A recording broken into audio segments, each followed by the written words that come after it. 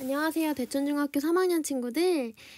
오늘은 이제 교과서 진도가 끝나서 고등학교 들어가기 전에 여러분들이 예비고1으로서 꼭 알아야 할 국어 개념을 간단하게 정리하는 수업을 해볼 거예요. 자, 오늘부터 여러분들이 졸업하기까지 한 달이 조금 넘는 시간이 남았잖아요. 그쵸? 네, 그 기간 동안을 이제 교과서 진도가 끝났다고 해서 게을리 공부하지 않고 하나씩이라도, 한 개, 두 개씩이라도 개념을 정리하다 보면 고등학교 가기 전에 20-30개의 개념은 머릿속에 넣고 갈 수 있을 것 같아요. 무엇보다 여러분들이 이제 인문계 고등학교 진학하는 친구들은 요 정도는 반드시 알고 있어야 한다라는 개념을 선생님이 뽑아가지고 차근차근 알려줄 테니까 여러분들 잘 따라오세요. 조금은 어려울 수 있지만 여러분들 모르는 거 있으면 댓글로 아니면 학교 나와서 물어봐도 괜찮습니다. 자, 여러분들 펜 준비하시고요. 따로 교재는 없어요. 만약에 교재가 필요하다 하는 친구들은 다양한 교재들이 있겠지만 선생님은 EBS의 윤혜정의 나비효과 입문편을 보는 것도 추천을 합니다. 자, 그래서 선생님의 이 PPT 강좌를 들으면서 노트에 필기하는 것만으로도 충분한 공부가 될 거예요. 자, 따라와 보세요. 선생님이 이렇게 동그라미, 세모, 네모, 하트 요거를 왜 그렸을까요? 선생님이 가끔 국어 수업 시간에 이 기호들이 상징하는 바에 대해서 알려준 게 있는데 혹시 기억나는 친구가 있을까요? 그렇죠. 선생님은 시를 분석할 때 이렇게 나만의 기호를 정해두고 시를 분석하는 편이에요. 왜냐하면 이제 고등학교에 진학을 하게 되면 여러분들이 시를 읽고서 빠르게 상황, 정서, 태도 이런 것들을 빠르게 분석할 수 있어야 하는데 기호가 아니라 여러분들이 글자로 쓰다 보면 시간이 많이 부족합니다. 국어는 시간과의 싸움이라고 해도 무방할 정도로 시간이 정말 중요하기 때문에 그것을 조금이라도 아끼면서 체계적으로 분석하기 위해서 선생님은 이 도형을 정했어요. 자, 그래서 여러분들은 이렇게 기호를 사용해보자 라는 제목으로 선생님이 시를 분석하는 방법을 이제부터 조금씩 소개하려고 해요. 자, 선생님이 아까 얘기했지만 어이구 여기서부터 볼게요. 선생님이 아까 얘기했지만 화자, 상황, 정서, 태도 요 4가지의 기호를 가지고 시를 분석하면 좋다고 했어요. 먼저 화자라고 하는 것은 여러분들이 중학교 1학년 때 교과서에서도 배웠고요. 선생님이 중학교 3학년 때도 여러 번 소개했던 개념이죠. 그쵸? 화자는 시인이 하고 싶은 이야기를 시 속에서 대신 말해주는 사람이에요. 그쵸? 그래서 요거는 시의 표면에 드러난 화자. 그래서 선생님이 자주 말했는데 시인은 늘 화자랑 같을까요? 잘 안 나오네요. 시인은 늘 화자랑 같을까요? 그것은 아니에요. 시인과 화자는 같기도 하고 같지 않을 때도 있어요. 이런 것이 중요합니다. 예를 들어서 김소월의 진달래꽃에 등장하는 시적 화자는 여성분이에요. 나보기가 역겨워 가실 때는 이로 시작하는 시 알죠, 여러분? 시적 화자가 여성이지만 그렇지만 김소월 시인은 남성이에요. 이렇게 여성과 남성이 달라질 수도 있고요. 그리고 나희덕의 귀뚜라미라는 시 여러분들 혹시 들어봤나요? 나희덕의 귀뚜라미 시를 모르는 친구들은 영상을 멈추고 한번 갔다 와보세요. 정말 좋은 시예요. 여러분들이 지금 공부가 어렵고 꿈을 향해 나아가는 길이 지칠 때 이 시를 한번 읽어봤으면 좋겠어. 선생님은 열심히 선생님이 되기 위해서 노량진에서 공부를 할 때 그 시를 보면서 내가 언젠가는 귀뚜라미처럼 열심히 노력해서 지금은 이렇게 안 좋은 시설에서 공부를 하고 있지만 나중에 꼭 훌륭한 선생님이 되어서 여러분들에게 좋은 강의를 해주고 싶다라는 그런 꿈을 갖게 해준 그런 시였어요. 그러면 그 귀뚜라미라는 시에서는 주인공 화자는 귀뚜라미예요. 귀뚜라미를 사람처럼 표현해 귀뚜라미의 인격을 부여해서 시를 만들었어요. 그래서 귀뚜라미가 자신의 이야기를 하는 것 같은 시였기 때문에 화자는 귀뚜라미라고 볼 수 있고 그 다음에 시인은 바로 나희덕이라는 시인이죠. 그쵸? 그렇게 해서 시인과 화자는 다를 수도 있지만 어떨 땐 같을 수도 있어요. 자신의 경험을 이용해서 시를 작성할 때에는 시인과 화자가 같기도 합니다. 선생님은 그래서 이 시에서 시를 분석할 때 화자를 찾을 땐 항상 하트 모양을 찾았어요. 예를 들어서 오늘 나의 마음이 이렇다라는 시가 있을 때 나라는 단어가 있으면 이렇게 하트를 쳤어요. 아하, 이 시의 화자는 나 지금 이런 감정을 느끼는 나이구나 라고 표시하기 위해서 나에다가 하트를 치기도 했고요. 어떤 대상, 시적인 대상 있잖아요. 나는 너를 좋아한다 라고 했을 때 화자에도 하트를 쳤지만 너를 좋아한다, 내가 느끼는 감정의 대상에도 하트를 쳤어요. 이렇게 중요한 인물이나 중요한 대상에다 하트를 쳐서 좀 중요한 부분을 파악했던 것 같아요. 자, 상황이 뭐냐면 상황은 시의 화자나 시적 대상이 처해 있는 형편, 정황, 분위기 등입니다. 여러분들 시적인 상황을 빠르게 파악하면 이제 시 파악이 빠르게 되는 거예요. 상황에는 어떤 상황들이 있냐면 여러분 이별의 상황도 있을 거고요. 그다음에 님의 부재, 님이 보고 싶은데 내 곁에 없는 부재의 상황, 내가 누군가를 기다리는 기다림의 상황, 그 다음에 지금 너무너무 힘든 시적 화자가 시련과 고통의 상황에 있을 수도 있고요. 그 다음에 부조리한 사회 자체가 너무 부조리한 사회에 처해 있다. 이런 상황들 많이 등장합니다. 특히 우리 이제 민주화 운동을 할 때 부조리한 상황에 대해서 나오고 그걸 비판하는 시들이 많았어요. 그 다음에 우리 이제 고전 시가로 넘어가면 아름다운 자연에 대해서 찬양을 한 시가 많았어요. 그럴 때는 시적인 상황이 화자가 아름다운 자연 안에 있다라고 볼 수가 있겠고요. 아니면 무언가 어떤 대상을 관찰하는 상황이 될 수도 있겠죠. 그래서 이렇게 상황은 정말 다양해요. 그렇지만 여러분들이 이러한 용어를 좀 알아뒀으면 좋겠어. 내가 이 사람이 지금 기다리는 사람이 없다는 건 알아도 부재라는 단어를 모를 수가 있어요. 이래버리면 나는 시를 잘 분석하고도 이런 단어를 몰라서 틀리는 그런 경우가 있기 때문에 선생님은 이번에 가장 큰 목표가 여러분들에게 이러한 부재, 부조리함 이런 어려운 단어들을 친숙하게 해주는 데 목표를 두고 이번 수업을 준비해 보고 있습니다. 잘 따라오세요. 자, 그러면 정서태도 맞다. 선생님이 상황을 어떻게 표시하는지 알려줄게요. 선생님은요 상황에다가 세모를 칩니다. 왠지 세모를 치고 싶더라고. 시옷이라 그런지 상황에는 늘 세모를 쳐요. 선생님은 이 기호를 따라와줬으면 좋겠어요. 자, 그래서 넘어가면 정서. 시적 화자가 특정한 상황 속에서 느끼는 감정이나 기분입니다. 여러분 정서는 잘 알고 있을 거예요. 그쵸? 우리 3학년 시험에도 많이 나왔고. 그래서 이거는 시인이 느끼는 감정이 아니라 화자가 느끼는 감정. 예를 들면 제일 많은 게 뭐가 있죠, 여러분? 뭐 슬픔의 감정도 있고요. 기쁨의 감정도 있고요. 그쵸? 또 내가 누군가를 사랑하는 감정, 누군가를 부러워하고 동경하는 감정, 뭔가 만족하는 감정도 있을 수 있고요. 그 다음에 너무너무 즐거운 감정도 있고 한의 감정, 한이 뭔지 알죠, 여러분? 뭔가 한에 사무친다라고 하죠. 뭔가를 해야 하는데 하지 못해서 한이 생긴다고 하죠. 그런 한의 감정, 그 다음에 절망적인 감정, 절망은 약간 감정도 되고 태도도 될 수 있을 것 같아요. 외로움의 감정, 뭐 분노의 감정, 좌절의 감정 엄청 많아요. 그쵸? 그리고 태도에는요. 시적 화자가 특정한 상황이나 시적 대상에 대해 보이는 심리적 자세 또는 대응 방식. 정서와 태도가 선생님 똑같은 거 아닌가요? 라고 하는데 정서랑 태도는 아주 밀접한 관계를 가지고 있어요. 그렇지만 엄밀히 말하자면 조금은 다릅니다. 자, 선생님은 정서에다가 동그라미 기호를 사용해서 표시를 합니다. 정서를 파악할 수 있는 단어나 아니면 그 어절, 구절 이런 데다가 동그라미를 쳐놓고요. 태도에는 네모를 쳐요.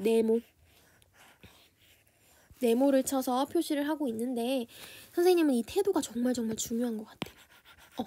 고등학교에 가면 정서도 중요하지만 이 화자의 대응 방식이 정말 중요해요. 같은 감정을 느끼더라도 어떤 사람은 이것을 종교적으로 승화해서 아주 긍정적인 태도로 이 상황을 해결하고자 하는 그런 시가 있는 반면에 어떤 같은 슬픔의 감정을 느끼더라도 좌절하고 아주 절망적인 태도로 자기 자신을 조금 비하하고 뭐 이런 태도를 갖는 시들도 있어요. 그렇기 때문에 정서와 태도가 늘 일치하는 것은 아닙니다. 그런데 정서는 여러분들이 많이 알 텐데 태도는 조금 어려워요. 태도를 파악하는 건 어려워요.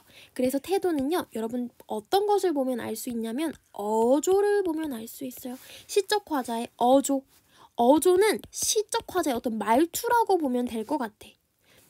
그래서 그 상황에 대해서 화자가 시에서 어떠한 말투를 가지고 시를 전개하느냐에 따라서 여러분들이 어조를 파악하면 아하, 얘는 지금 이런 태도를 갖고 있구나, 이걸 파악할 수 있는데 선생님 무슨 말인지 너무 어려워요. 그쵸? 어렵죠?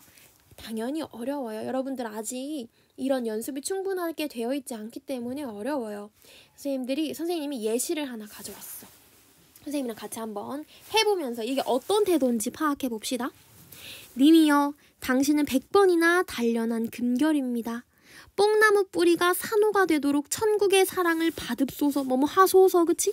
님이여, 사랑이여, 아침볕의 첫 걸음이여. 자, 지금 님을요 금결에다 비유하고 있고요, 님을 사랑에 비유하고 있고, 아침볕 아주 긍정적으로 비유를 하고 있어. 얘들아, 내가 무언가를 이렇게 좋아하고 막 찬양하고 이런 태도를 뭐라고 하죠? 좋아요. 이거는 예찬적이다 라고 하고 있어요. 예찬적 태도. 예찬적이라고 하는 것은 여러분들 님이라는 절대적 존재에 대해서 지금 찬양의 어조를 하고 있잖아요. 그쵸? 찬양하는 어조. 선생님이 아까 말투를 보면 파악할 수 있다고 했는데 어조 자체가 찬양의 어조기 때문에 아하, 그러면 얘는 태도는 예찬이구나. 예찬적이라는 말 자체가 대상을 찬양한다 라고 보면 될 것 같아요. 이런 예찬적이라는 단어를 몰라서 틀리면 굉장히 아쉽잖아요. 그쵸? 여러분들 딱 보면 알아요. 기본적으로 알아요. 아, 얘가 지금 님에 대해서 긍정적으로 생각하고 있구나. 이 정도는 아는데 예찬적이라는 용어를 알아야만 이제 고등학교 가서는 정확하게 풀 수 있다는 거예요. 알겠죠? 자, 두 번째 한번 풀어봅시다. 나는 나의 참회의 글을 한 줄에 줄이자. 만 24년 1개월을 무슨 기쁨을 바라 살아왔던가. 내일이나 모레나 그 어느 즐거운 날에 나는 또 한 줄의 참회록을 써야 한다. 지금 참회록이라고 하는데 여러분들 어조를 보는 것도 중요하지만 이런 단어에도 여러분 태도나 아니면 어떤 어조의 태도나 그 사람의 어떤 감정이 좀 드러나요. 참회라고 하는 단어 자체가 자기가 범한 죄나 과오를 깨닫고 뉘우치는, 쉽게 말하면 반성문을 써야 한다는 거예요. 나는 또 한 줄의 참회록, 나는 또 한 줄의 반성문을 써야 한다라는 뜻이에요. 그러면 자연스럽게 얘는 반성적인 태도라는 걸 알 수가 있겠죠. 그쵸? 이런 것은 고백적 어조를 통해 끊임없는 자아 성찰의 태도를 드러낸다. 지금 고백하고 있는 거예요. 자기가 어떠한 잘못을 했는지 이 시 전체를 읽어보면 확실하게 나오는데 나는 어떠한 잘못을 했는지 어떻게 소극적으로 살아왔는지를 하나하나 고백하는 그런 어조를 보면 아, 이 사람은 지금 자기의 태도를 반성하고 있구나 이렇게 알 수 있을 거예요. 자, 그 다음에 세 번째. 누가 하늘을 보았다 하는가? 누가 구름 한 송이 없이 맑은 하늘을 보았다 하는가? 네가 본 건 먹구름. 그걸 하늘로 알고 인생을 살아갔다. 네가 본 건 지붕 덮은 쇠항아리. 그걸 하늘로 알고 일생을 살아갔다. 아, 조금 어려운 시긴 해요. 이건 무슨 소리냐면 너는 세상에 대해서 똑바로 알지 못한다. 이러는 의미예요. 너는 진짜 네가 하늘을 봤다고 생각하냐? 네가 본 건 먹구름이야. 너는 그걸 하늘로 알고 살아갔어. 네가 본 건 쇠항아리야. 지붕 덮은 쇠항아리야. 너는 지금 항아리 속에서 살고 있는 거야. 넌 진정한 세상을 파악했다고 생각하니? 지금 이런 말을 하고 있어요. 이건 뭐예요, 여러분? 단정적이고 강렬한 명령형의 어조. 뭐뭐 했다 하는가? 그쵸? 뭐뭐 했다 하는가? 너 어떻게 그렇게 너가 한 거에 단정적으로 생각할 수 있는지 명령형의 어조를 사용하고 있고요. 그 다음에 당신이 알고 있는 그 세상은 그 세상이 과연 좋다고 볼 수 있는가? 비판적인 태도를 지금 지니고 있어요. 그래서 이거는 사실 여러분들이 이 당시의 사회문화적 상황도 알아야 하고요. 이건 좀 어려운 시예요. 그래서 비판적인 태도이구나 정도만 알면 되겠고요. 그렇기 때문에 명령어의 어조를 사용해서 비판적인 태도를 더 잘 파악할 수가 있을 거예요. 그 다음에 네 번째는 그 열렬한 고독 가운데 옷자락을 나부끼고 홀로 서면 운명처럼 반드시 나와 대면케 될지니 하여 나란 나의 생명이란 그 원시의 본연한 자태를 다시 배우지 못하거든. 이거는 전체적인 시를 봐야 알 것 같아요. 이거는요 남성적인 어조. 요즘은 여성적 어조, 남성적인 어조를 많이 쓰진 않아요. 대신 강인한 어조라고 바꿔서 쓰면 될 것 같아요. 내가 뭔가 독립운동 가의 시에는 이런 글들이 많이 나와. 특히 이육사 시인의 시에는 이런 것들이 많이 나오는데 강인한 어조. 나는 끝까지 싸우겠다. 나 독립운동 계속해 나가겠다. 그치? 그런 어조가 많이 나와요. 이걸 딱 봤을 때는 의지적인 태도를 알 수가 있겠죠. 이 사람 의지가 아주 투철하구나. 이렇게 알면 될 것 같고요. 네 번째. 나무로 창을 내겠어. 밭이 한참 가리 괭이로 파고 호미론 김을 매지요. 구름이 꼬인다 갈리 있소. 새의 노래는 공으로 들으랴오. 강냉이가 있걸라 함께와 자셔도 좋소. 왜 사냐건 웃지요. 선생님이 이거 읽을 때 자연스럽게 미소가 나와요. 이 사람은요.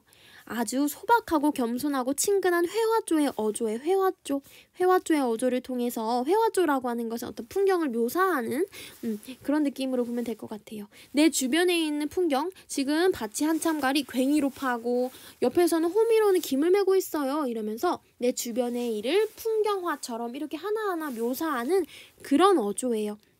이걸 왜 할까? 전원생활, 그러니까 지금 시골살이를 하고 있는 사람이 달관적인 삶의 태도를 보여준다. 얘는요 달관적인 태도예요. 너무 어려워. 그쵸? 선생님 달관적인 태도가 뭐예요 도대체? 달관적인 태도 들어본 친구들이 있을까요? 달관적이라고 하는 것은 좀 어렵긴 한데 달관하다라고 하는 것은 어떤 속세에서부터 벗어나서 무언가 초월적인 생각을 하는 거예요. 달관하다 하는 것은 사소한 사물이나 일에 얽매이지 않고 세속을 벗어나서 어떤 인생관에 자신의 가치관을 찾은 거예요. 세상을 초월했다고 보면 돼요. 무소유. 예를 들어 뭐가 있을까? 주로 불교의 가르침에 이런 달관하는 태도가 있는 것 같은데 이 사람도 이제 속세에서 벗어나 전원적인 생활을 하면서 달관, 초월을 해버린 거야. 그래서 여기 있는 삶이 정말 좋다, 행복하다 이런 느낌으로 가면 될 것 같아요. 그 다음에 마지막. 덜어는 옥토에 떨어지는 작은 생명이고자 큼도 티도 금가지 않은 나의 전체는 오직 이뿐 더욱 값진 것으로 드리라 하올채 나의 가장 나아종지는 것도 오직 이뿐. 이거는 전체적인 시를 알아야 될 것 같네요, 여러분이. 이거는요, 자신의 아들이 지금 죽은 상황이에요. 그렇지만 그 죽은 상황에도 여러분 비통이나 절망, 체념의 태도가 아니라 지금 고백적 어조로 종교로 승화시키고 있는 긍정적인 삶의 태도예요. 그러니까 나의 아들이 죽었지만 종교적으로 봤을 때는 이게 죽음이 아니라 사실 다른 세상으로 간 거잖아요. 그렇기 때문에 이거는 긍정적으로 받아들이겠다라고 하는 긍정적인 태도예요. 여러분들이 아마 제망매가 1학년 때 배웠나요, 여러분? 제망매가라는 시를 보면요. 누이가 죽었어요. 누이가 죽었지만 처음에는 굉장히 슬퍼하는 시예요. 내가 굉장히 우리 죽은 누이가 그립다, 슬프다 하다가도 이 사람은 불교라는 종교를 통해서 승화를 시켜요. 어떻게 승화시키냐면요, 여러분. 미타찰에서 곧 만나잖아, 우리. 그쵸? 미타찰에서 맛보을나 도 닦아 기다리겠노라. 이런 시 구절이 있어. 미타찰이라고 하는 것은 이제 불교에서 말하는 천국이에요. 그러니까 우리 이제 곧 나의 생도 다하면 너를 미타찰이라는 곳에서 만날 거야. 그러니까 나는 그때까지 도를 닦아서 기다리겠다. 그냥 무조건 내가 슬프다 이런 감정이 아니라 종교적으로 승화시키는 그런 태도를 볼 수가 있죠. 그렇죠. 그래서 아무튼 이 시에서는 긍정적으로 승화시키는 긍정적인 태도를 알 수가 있었어요. 그래서 마지막으로 여러분들이랑 오늘 정리할 내용은 조금 어려운 단어긴 한데 선생님이랑 한번 여러분들이 어디까지 알고 있는지를 봅시다. 자, 관조적. 여러분들 관조적인 태도 알아요? 모르는 친구들은 필기해놓으면 좋을 것 같아요. 관조적. 관조적이라는 것은 어떠한 대상을 굉장히 담담하게 바라보는 태도. 어떤 담담하게 바라보는 게 어떠한 감정에 휘둘리지 않고 그 상황을 되게 담담하게 감정 없이 관찰한다. 이렇게 생각하면 될 것 같아요. 교훈적이라는 태도는 알죠? 교훈적 어조. 뭐 교훈이나 깨우침을 주는 딱 보면은 아하 이거는 교훈을 주려고 이 시를 썼구나. 교훈적 어조. 낙천적이라는 거 여러분들 아마 많이 알 거예요. 긍정적으로 세상을 바라보는 태도. 부정적인 거는 아무것도 고려하지 않고 오로지 세상을 좋게 바라보는 태도를 낙천적 태도라고 하죠. 낭만적인 어조인 시가 굉장히 많아요. 낭만적인 것은 뭐냐면 이상적인 세계를 아름다운 말과 분위기로 표현하려는 태도. 그쵸? 그래서 뭐 여러분들 미술 시간에 낭만주의 미술 이런 거 많이 배우지 않았나요? 좀 아름답게 뭔가 세상을 아름답게 보려고 하는 게 낭만적인 거고요. 그 다음에 독백적. 이거는 1학년 때 여러분 연극 시간에 배웠을 것 같은데 내가 혼자 무언가를 혼잣말을 하는 것처럼 내 생각을 혼자 말하는 그런 어조를 독백적 어조라고 합니다. 비판적 태도. 비판적이라는 거는 다 알고 있을 것 같고요. 이거랑 비슷한 게 염세적이에요. 염세적이라고 하는 것은 아주 부정적으로 세상을 바라보는 태도. 염세주의자 이런 거 아나요, 여러분? 약간 세디스트 같은 건데 굉장히 세상을 부정적으로 바라보는 그런 부정적인 태도를 염세적이라고 하고요. 예찬적. 예찬적은 대상을 찬양하는 태도 아까 얘기했죠. 그 다음에 주지적. 주지적이라는 말 굉장히 어렵습니다. 감정이나 정서보다는 이성적인 것, 지성을 조금 강조하는 태도예요. 낭만적과 주지적은 살짝 반대인 것 같아. 낭만적은 약간 감성적인 거라면 주지적은 굉장히 이성적이고 지성을 강조하는 태도입니다. 그 다음에 철학적. 철학적은 알죠? 철학적은 인생의 깊이, 인생의 깊이에 대해서 따지는 그런 태도가 철학적인 어조, 철학적인 태도라고 볼 수 있을 것 같아요. 이거는 사물에 대해서 어떤 근본적인 통념을 하는 그런 태도가 철학적인 태도고요. 그 다음에 참여적.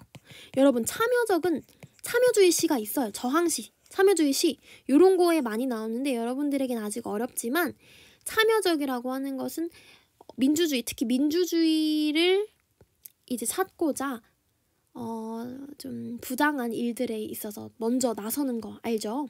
그러니까 먼저 저항하고 다음 민주주의를 지키기 위해서 그런 시를 쓴 작품들이 많이 있어요. 그래서 여러분들 아마 찾아보면 나오지만 참여주의 시들을 여러분들이 고등학교 2, 3학년 때 올라가면 많이 배우게 될 거예요. 아무튼 민주주의를 되찾기 위해서 참여하는 그런 참여적인 시. 그냥 부정적인 현실에 맞서 저항하는 시다라고 보면 될 것 같아요. 풍자적. 풍자적은 우리 3학년 때 많이 배웠죠. 꼬집어서 상대방의 약점을 이제 비판하려는 태도예요. 풍자적은 이제 웃음을 유발하지만 꼬집어서 상대방의 약점을 찌르려는 어떤 공격적인 웃음이라고 보면 될 것 같고요. 해학적인 것은 공격적인 웃음이 아니라 동정의 웃음이야. 대상을 약간 익살스럽게 바라보는 태도. 흥부전에 있을 때 흥부 가족이 굉장히 못 살아서 발풀 하나를 가지고 막 여러 명이 나눠 먹고 이런 거는 과장을 해가지고 그 사람이 그냥 동정적인 웃음을 유발하는 거죠. 그 사람이 이렇게 못 산다. 그것을 과장을 통해서 해학적으로 표현하는 거고요. 마지막 회화적은 그림을 그리듯이 대상을 묘사하는 거예요. 그림을 그리듯이 뭐 풍경을 묘사하거나 아니면은 내 주변의 상황을 그림 그리는 것처럼 묘사하는 그런 어조를 회화적 어조라고 합니다. 그래서 이런 단어들을 여러분들이 잘 알고 있어야만 여러분들 고등학교 1학년 올라가서 모의고사를 잘 풀 수 있다는 거 잊지 말고 오늘 배운 거 잘 복습해 보세요. 다음 시간에 선생님이랑 실전 연습을 하면서 시를 직접 분석해보는 활동을 하겠습니다. 자, 수고하셨어요.